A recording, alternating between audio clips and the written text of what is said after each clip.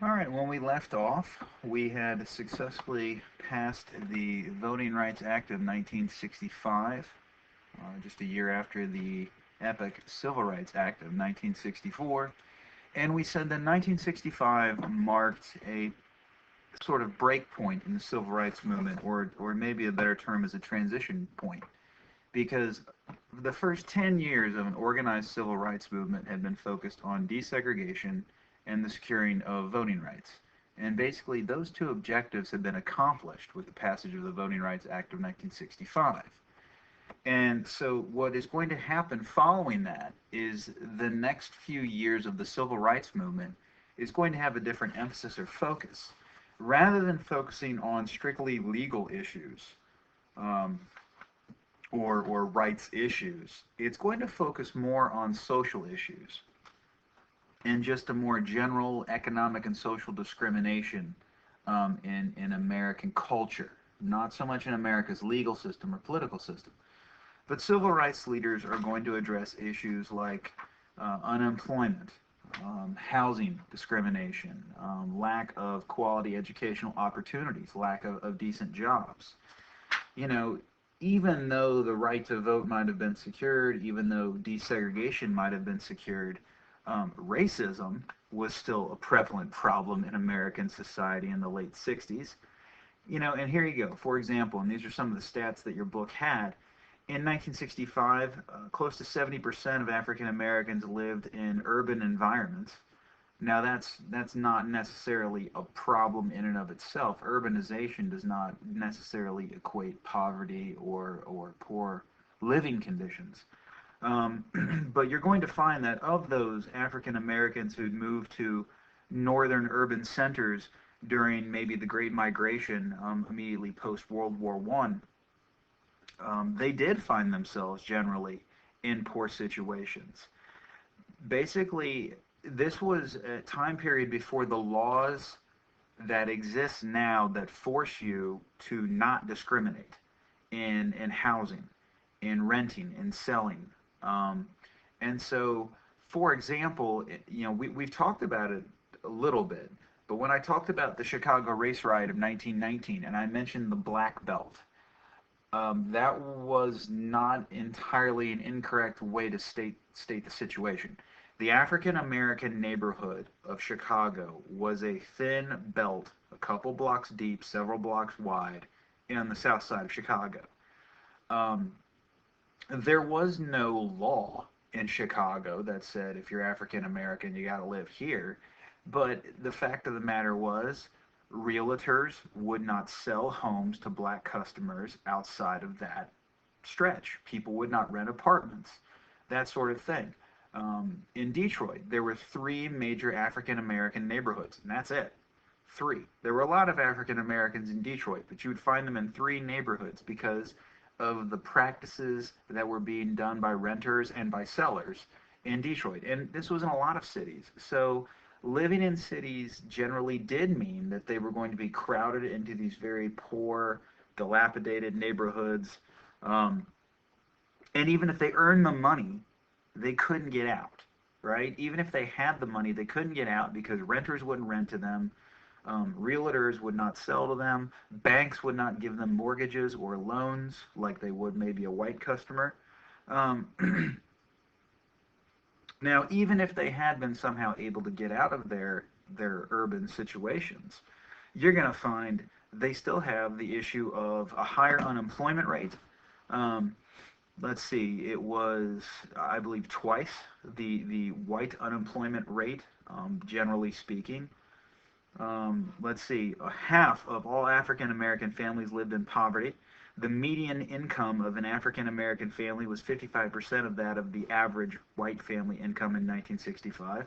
In 1965, only 15% of African Americans held some sort of professional, managerial, or clerical job, compared to 44% of white Americans during that time period. So you have a lot of people who have low income jobs, the kind of jobs that don't allow for movement. Um, you might have a lower paying job, but if there is a path in your job field or career to move up, to advance, to earn promotions, to earn a higher paycheck, that is one thing. But if you have a job where you're just like, I don't know, the factory janitor, or a maid in a hotel, for example, you know, or a person who loads, trucks at the dock. And these were all examples that your book gave. There isn't a whole lot of movement necessarily available. I don't care how good you get at it. I don't care how much education you get. Um, and so that there's wasn't, and there's no opportunity to move to another job. Um, you know, you might start out working as a custodian in a factory, right? But then you end up helping the maintenance guy a little, and you learn a little bit about machines and maintenance, and then all of a sudden, hey, now you have an opportunity to become a mechanic. You didn't have that as an African American. They wouldn't hire an African American mechanic. So it doesn't matter what you learn. You're stuck, doing a menial job. Um, and so they faced all these issues, which I would like to point out. It's great that they are allowed to eat in restaurants. It's great that they're allowed to go to hotels. It's great they have the right to vote. But if you ask these people, what does that do for them? They'll tell you nothing, because you can't feed your kid rights, and you can't feed your kid the right to vote, right? That's not going to get them food. Money gets them food. A job gets them food, right? You can't pay rent with the 14th Amendment. You can pay rent with a paycheck. And so that's what some of these people would kind of say, everything we've earned so far is great, but our lives are still miserable. And so you are going to find a growing discontent. And I would like to say really quickly, too, one more thing about the urban situation. You are going to see a growing problem with the cities begin to crumble. And it is the result of a phenomenon that we call white flight. It is the trend of when minority groups begin to move into an area, anybody who has the opportunity, the ability, gets out, which means the white families. They flee to the suburbs. And what you are left with are primarily lower income minority groups residing in a region. That is not necessarily a problem, but I just said lower income. Now, them being lower income isn't the problem. The problem is the city has to get its tax revenue from the people that live and work there. And if the people who live and work in a given area are of lower income than what you were used to, you now have less tax revenue. And that means the cities are going to struggle to be able to field appropriate police forces, education systems, medical care, the works. Cities are going to become strapped for cash. They're going to go into debt. They're going to cut programs, and it's going to lead to even worse problems for these people that are stuck in those cities. And it's all going to kind of boil up to a head, right? And you're going to have a wave of urban riots in the late 1960s. A couple of what historians like to call long, hot summers, where we just had riot after riot after riot. Cincinnati was not spared. It was one of the cities that fell victim to these riots. But one of the more famous one, the Watts riot. Watts is a neighborhood in Los Angeles, California. If anyone is a fan of classic TV, if anyone has ever watched Sanford and Son, I actually really enjoy that show. It takes place in Watts, which is an African American neighborhood of LA.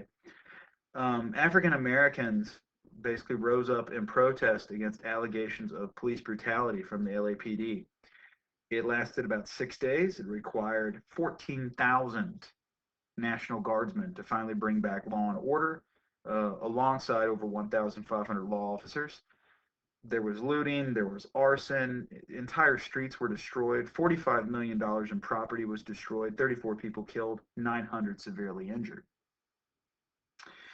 Um, as I said, a lot of other places fell victim, but the most famous and the worst, the Great Detroit Riot of 1967. It started in basically the center of the African American neighborhood in the center of the city, and it spilled out from there. Over several days in the summer of 1967, you are going to see 43 people killed, over 1,000 wounded. They had to send in the actual army. Um, the National Guard wasn't enough for this one. They had to send in the actual army, armed, like for urban warfare. Um, Fires, over 4,000 fires destroyed over 1,300 buildings. Property damage was estimated at $250 million.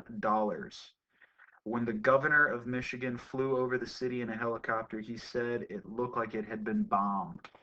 Um, and here you go. Here is an example of the Watts riot. So this is a National Guard patrol going through Watts right after the riot. Here's a picture of a street in Watts right after the riot. You can see a couple guardsmen on patrol through some of the rubble. These are kind of pictures from the start of Detroit in '67. Here's some aerial shots. That entire block of buildings is destroyed. Those are all just burned out buildings. And as you can see from the air, just fire after fire after fire. Actually, when we're in class, usually we play a game, Korea or Detroit. I show a series of photos. You have to tell me if they're photos of war-torn Seoul, South Korea, or Detroit 1967. Um, it's actually quite the popular game. I'll go ahead and spoil it. This is Detroit, but again, you can see fire, buildings on fire in the background, fully armed troops, bayonets fixed. Um, these are both from Korea, but you see all the destroyed buildings. Um, street fighting in Korea. But honestly, take the flamethrower out of the equation. There's not a whole lot of difference between this picture and this picture. Um, here you go. Marines carrying a wounded Marine in Korea. But this was Detroit. These are soldiers patrolling through the wreckage of one of the fires of Detroit. So, you can see it was quite, I mean, this wasn't just a couple angry people in the street protesting. They destroyed large chunks of the city. Now, in light of all of these wonderful experiences, in 1967, President Johnson appointed the National Advisory Commission on Civil Disorders. It's known as the Kerner Commission because the man in charge of it was Illinois Governor Otto Kerner. And they were to study the causes of the urban riots and to give recommendations for how we prevent them. The Kerner Commission basically came back and said, yeah, you can thank white racism. That's really at the heart of it all. They said, look, what has occurred is, and I quote, our nation is moving toward two societies, one black, one white, separate and unequal. Basically, as whites had fled to the suburbs, as whites basically refused to live next door to African Americans or other minorities, um, as de facto segregation had been maintained and reinforced, it had created a whole host of other problems, economic and social, and these had just gotten to a boiling point or a break point. The commission recommended, creating new jobs in the inner city to provide these people with opportunities to earn a living, to pay their rent, to feed their kids, to, avoid unemployment. Remember one of these problems, right? They talked about creating 6 million new decent public housing units, right? An effort to fight de facto segregation. Now, you would think that this might occur. President Johnson, and we haven't covered this in this class, and we really won't really get a chance to with kind of the abbreviated schedule now. President Johnson famously fought a war on poverty. I mean, that was one of his great commitments, to fight poverty. President Johnson's war on poverty was already underway. He was already fighting some of these issues, inner city housing, unemployment, etc. But you got to realize, by 1967, America was knee-deep in Vietnam. We had bills to pay. We were also knee-deep in the space race with the Soviets, trying to put a man on the moon. America was writing a lot of checks. There wasn't a lot of extra money lying around, and basically President Johnson never followed through on any of the recommendations of the Kerner Commission. So the government created a special study. The special study gave its findings, gave recommendations, and then the government didn't do any of it. So there was an opportunity missed.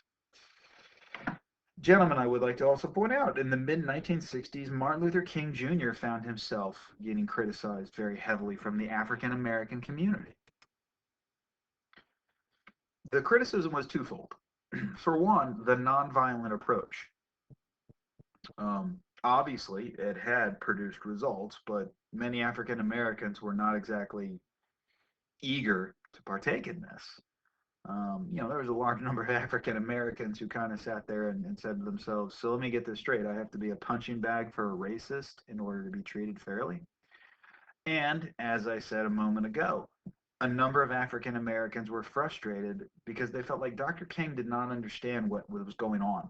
Um, and the fact that, yeah, again, great, I can rent a hotel room. I don't have the money to rent a hotel room because I don't have a job that provides me enough money to feed my family. So you fought for a right that does me no good. How about you fight for me to get a decent paying job? Um, ooh, I have the right to vote. That's great. But what's that going to do for me? And so Dr. King, realizing that a lot of northern African Americans felt that, northern and urban African Americans felt he was out of touch, decided he needed to focus on economic issues. And so he began what became known as the Chicago movement. Um, he moved his family into a lower income African American neighborhood in Chicago, right? There, he and the SCLC hoped to basically try and bring attention and kind of copy what they did down south. Have some peaceful marches, have some demonstrations, raise awareness. The Chicago movement made little headway. Um, when they tried to walk through the all-white neighborhood of Marquette Park to demonstrate the fact that there were no African Americans in this neighborhood, they were met by angry mobs. But the mayor of Chicago, Mayor Richard Daley, made sure that the police protected the marchers. There wasn't the kind of epic violence that you saw down south. You remember all the examples that I gave you of they would march down south and the police would be part of the mob that would beat them. In Chicago, the police protected the protesters. They protected Dr. King and the protesters. Matter of fact, the mayor, Richard Daley, met with Dr. King and they proposed how they were going to clean up the slums and promote housing and all this other stuff. The Chicago movement was a failure. To be honest, it was Dr. King's first great failure. Daley said a lot, did not do a lot. A lot of promises were made. There wasn't a lot of follow through. And this is going to sound absolutely awful. But I think one of the reasons the Chicago movement failed is because it did lack the horrible violence. Um, I'm not condoning that. But if you think about it, again, going back to what we talked about previously, Dr. King was no idiot. He understood the government reacted when they had to react, when there was just in your face violence against African Americans, in the media. Well, there wasn't any of that in Chicago.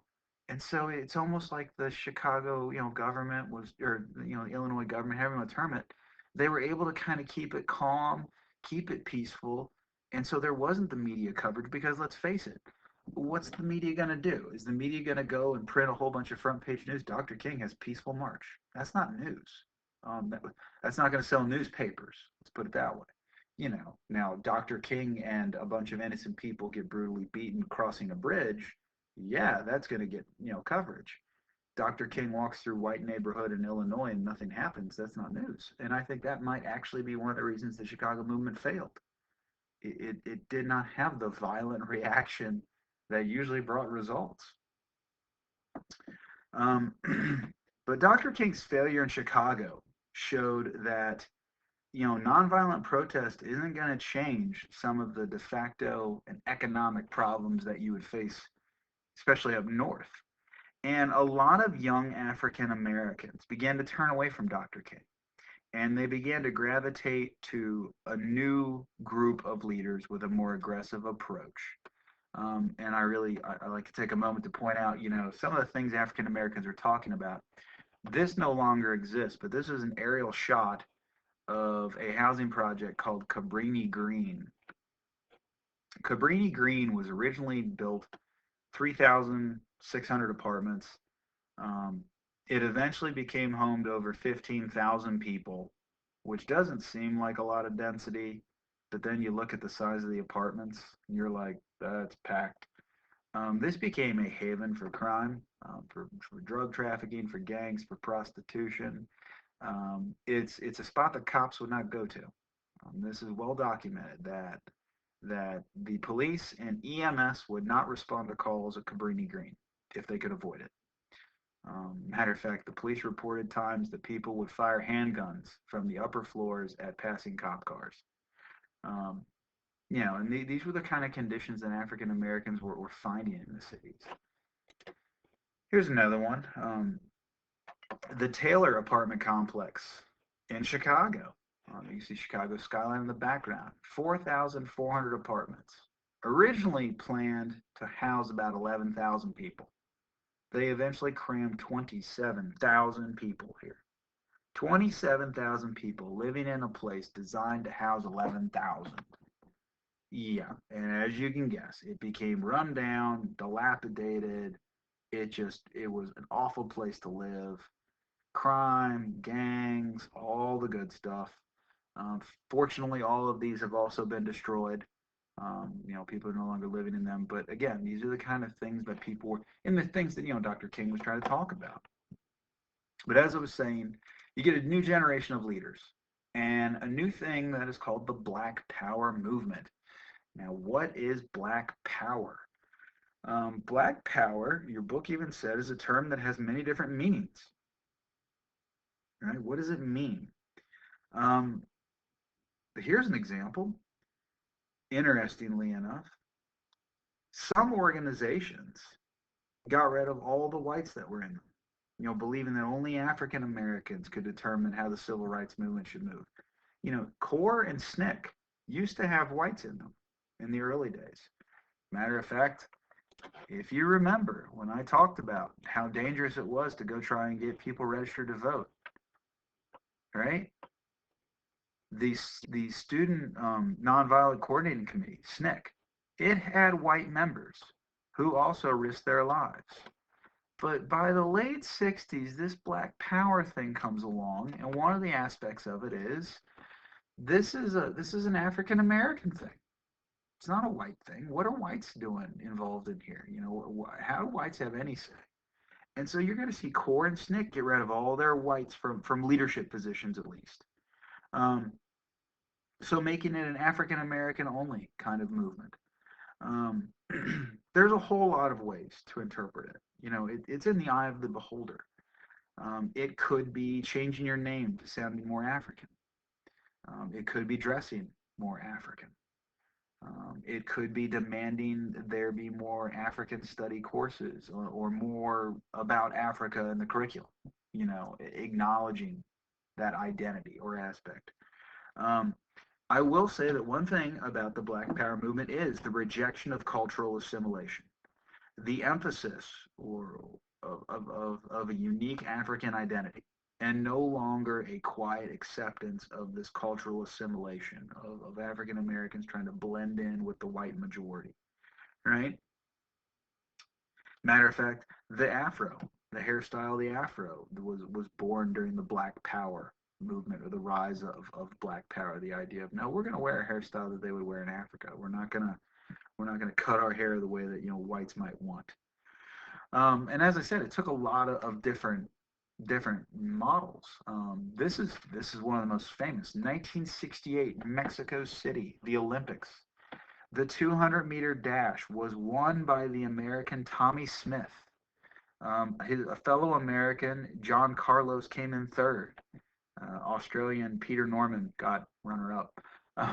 But the two African-American athletes raised their hands, giving the Black Power salute during the playing of the national anthem. Notice they're not looking up at the flag; they're looking down at the ground with the clenched fist in the air. For those of you who are wondering why they're doing opposite hands,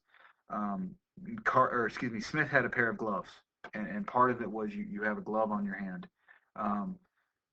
Carlos did not have gloves, so he's basically, Smith took one glove, Carlos took the other glove. That's why they have opposite hands raised. But yeah, so you have two Olympic athletes giving a Black Power salute during the playing of the national anthem during the Olympics, during the medal ceremony for the 200. Smith set a world record, by the way, doing this. It's the last time he ever raced internationally. Both of these, actually all three of these men, never raced again internationally. They were banned by all of their countries because the Olympics has a very clear policy on protest. And they felt that what these men had done violated that policy, so they were kicked out by the American Olympic Committee. They never raced again internationally. And you can see Peter Norman is wearing a button, just like these two. He offered to show solidarity and wear a pro-civil rights button. The Australian Olympic Committee threw him out for wearing this civil rights button. So all three of these men, this was their last 200-meter international race ever. Um, fun fact, fun track fact. But, this is an example of black power, just kind of making a statement like this, standing up to tradition and accepted culture.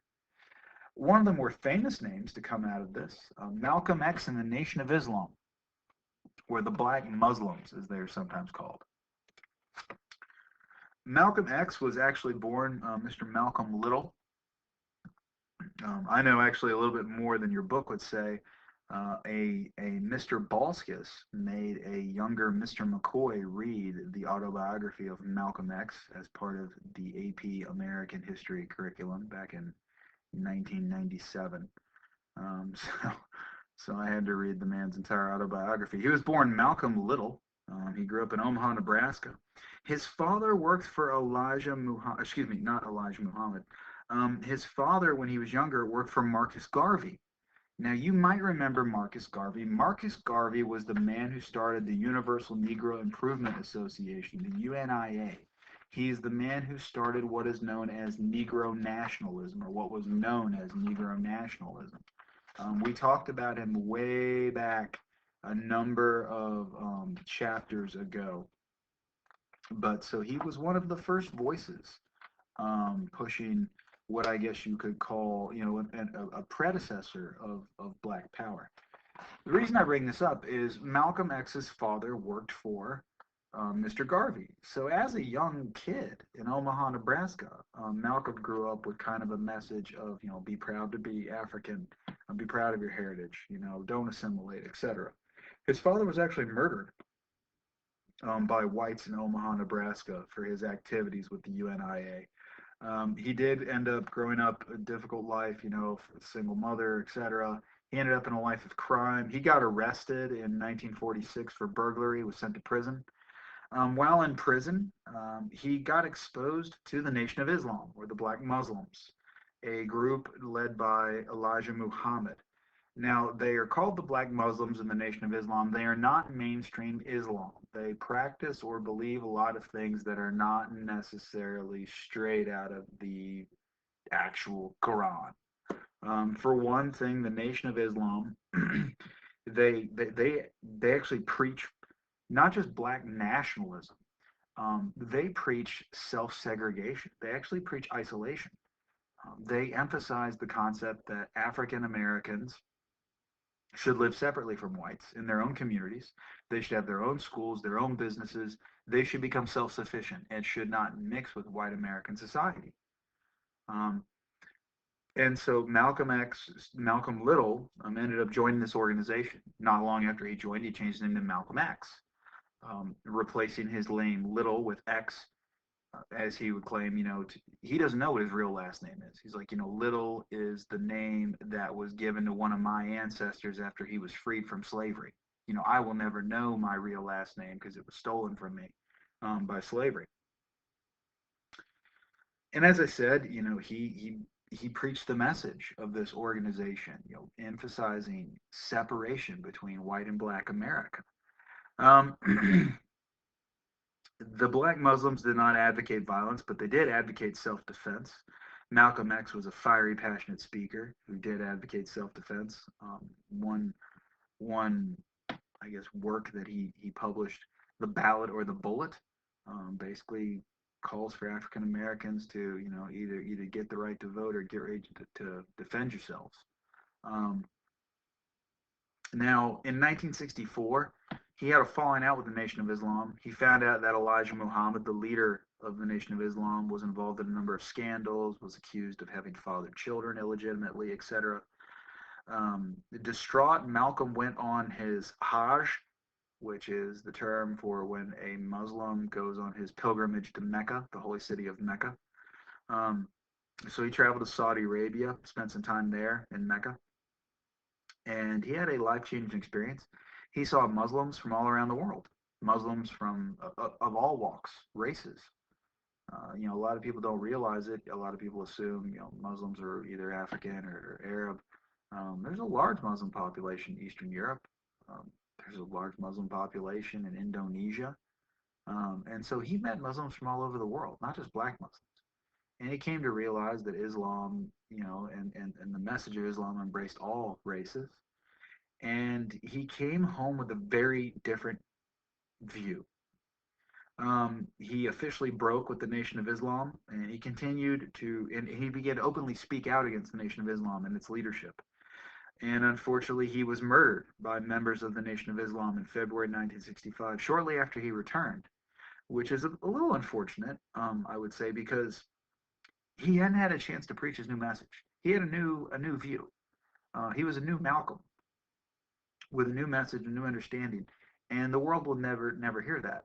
He was killed far too soon before he got that really out there. He will always be remembered as that young, angry black man, which was not who he was when he was assassinated. Another example of black power.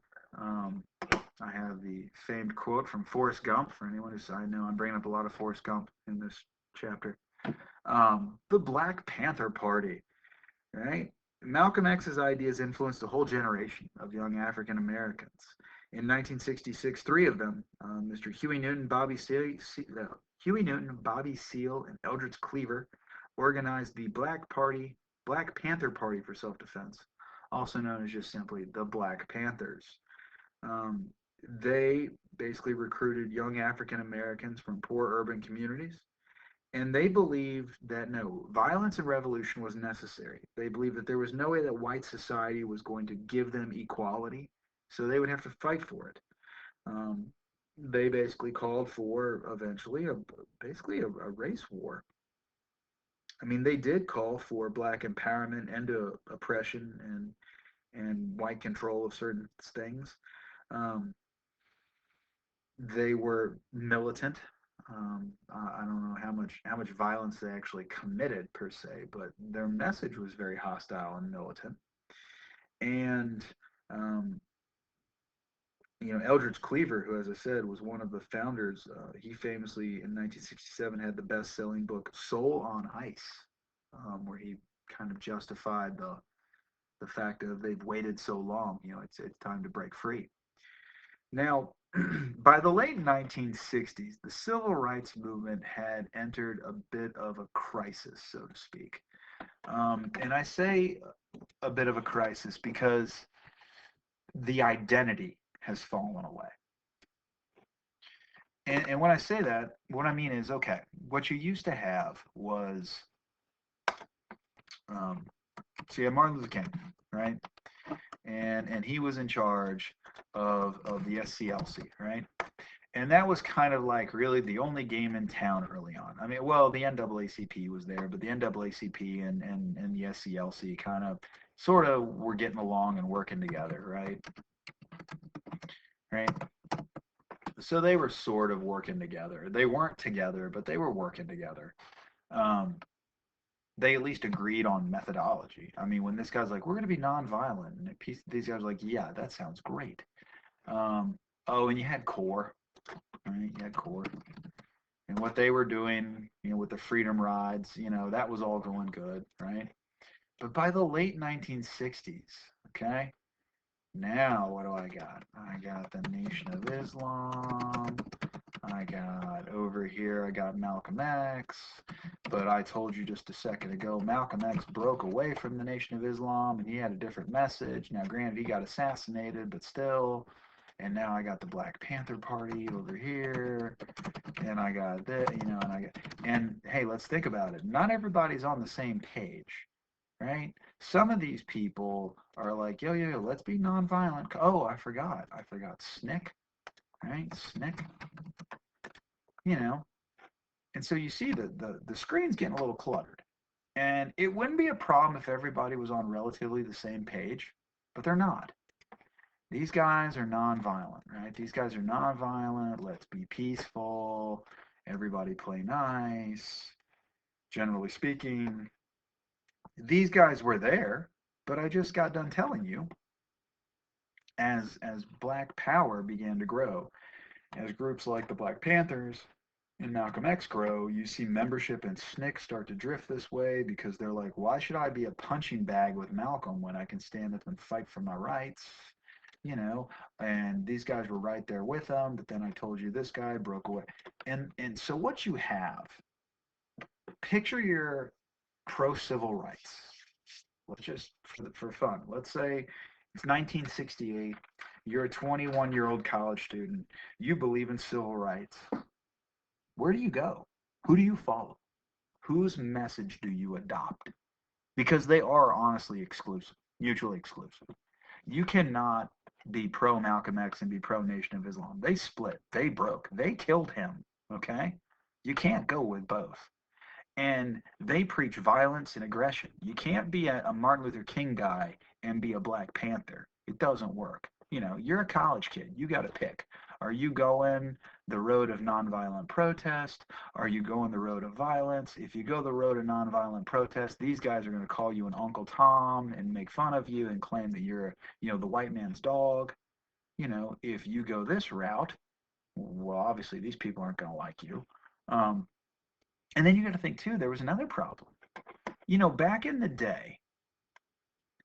day, this was a lot more acceptable to white America because it's non-violent. It's not scary, right?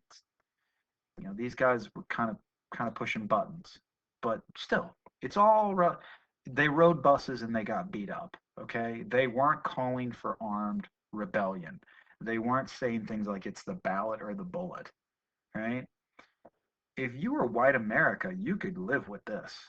But it's this that turns people off. This is where white America goes. Civil rights has gone too far too fast. Civil rights is off the rails. So that's another issue you have, right? By the late 1960s, you got all these organizations. They're not all on the same page. They're not all preaching the same message. They are literally dividing the civil rights movement. They are turning off parts of white America that they used to actually have. I mean, if you're middle class, average America, average white America, right? You're like, yeah, civil rights. Yeah, that sounds like. And then all of a sudden somebody's like, and these people said they're going to kill white people. You're like, no, no, not so much, right? And so the civil rights movement has become fractured, which means it's not as effective. And so Martin Luther King Jr. decided he needed to regain control of the civil rights movement. So in March of 1968, he went to Memphis to support sanitation workers that were on strike in Memphis, right? He famously gave a speech on April 3rd. Um, his famous, I've been to the mountaintop, I've looked over and I've seen the promised land, and I may not get there with you, but I want you to know tonight that we as a people will get to the promised land.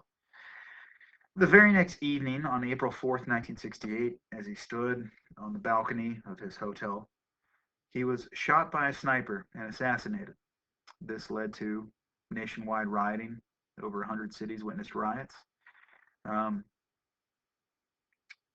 Not long after King's death, Congress did pass the Civil Rights Act of 1968, which included clauses for fair housing, an end to the discrimination of housing and rentals, etc. Um, but King's death is usually seen as the end of an organized civil rights movement. Civil rights continued, right? But there was a lack of clear-cut leadership and vision, okay? Um, it turned into a far less unified and defined movement. It's going to broaden, actually, if you think about it. You know, the women's rights movement that emerged in the 1970s and early 80s, that's a form of civil rights. It's not something that was in the cards here. You guys have actually witnessed a civil rights movement in your own lifetime. Um, the cause for homosexual marriage. Recently, transgender rights, things that those are examples of civil rights.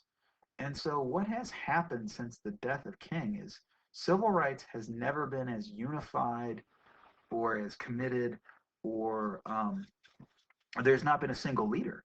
And so that is why historians like to it's convenient for us to say that the African American civil rights movement as we know it runs from 1954 to 1968, from Brown v. Board till the death of Dr. Martin Luther King Jr. That's not to say that's the end of civil rights in America. We obviously have had civil rights legislation since his death. I just got done saying a minute ago, we passed a civil rights law to deal with housing discrimination in the months after his death. But ever since the death of King, it has never looked anything like it once did, where there was a clear-cut leader, an organization, and goals, and etc. Um, but regardless, no one can deny the incredible impact of this decade and a half in American history. You know, you think about America in 1953, and you think about America in 1968, and they're very, very different places, very different experiences. Um, you know, a lot of classes, when I tell them, they kind of go, "You got to be kidding me." My father never went to school with an African American. My father graduated from high school in 1954. My father grew up in Louisiana, a state that had legal, by law, required segregation. My father never went to school with an African American his entire life. Um, you know, and for all of us, it's, I mean, I went to school with African Americans. I went to school with Hispanics. You know, grade school, high school. It never crossed my mind that it would ever be different. You know, why would you ever do it differently?